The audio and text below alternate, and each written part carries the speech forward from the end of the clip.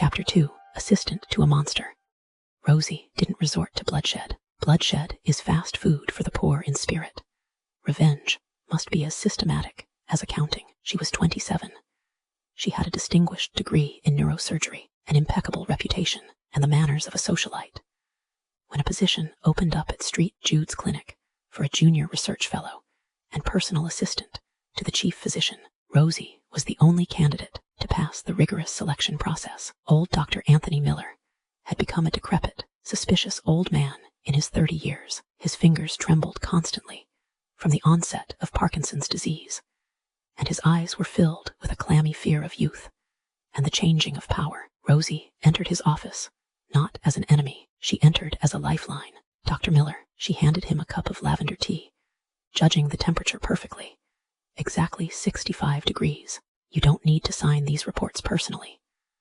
The board is just looking for an excuse to retire you. Trust me, I'm here to protect your legacy. Miller looked at her through his thick glasses. There was no pity in her eyes, only boundless, absolute obedience. Exactly what he'd been searching for all his life. You're a good girl, Rosemary, the old man mumbled, pressing his cup with dry fingers. There are traitors all around. The head of therapy, that young fop, he's undermining me. He wants to shut down the reboot program. I know, Anthony, Rosie whispered tenderly, adjusting the blanket on his lap, but we won't let them destroy your work. It was a delicate game. Rosie wasn't giving the old man drugs. She was giving him something worse.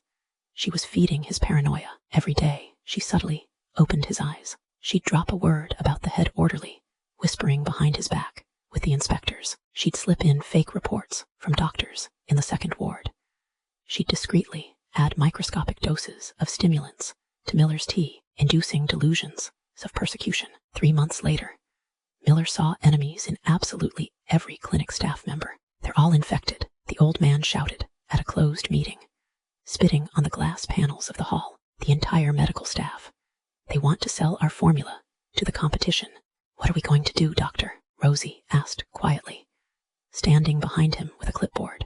Reboot, Miller screeched. All of them, to the lower level. Lock the doors, by Miller's own hand, on his personal written order. The old clinic staff, doctors, nurses, orderlies, were sent one by one to the isolated wards of the lower block. The orderlies were pumped full of their own antipsychotics, and the doctors were strapped to their beds. Miller personally locked the doors, confident he was saving his brainchild, while Rosie merely handed him the keys and kept track of the events in the logbook. The easiest way to destroy a rat's nest is to convince the chief rat that the other rats have grown into cats. When the last doctor's office was empty, Rosie stroked Miller's gray, bald head and asked, Anthony, who's left besides us? The old man slowly turned his head, and for the first time, a wild, belated realization flickered in his watery eyes.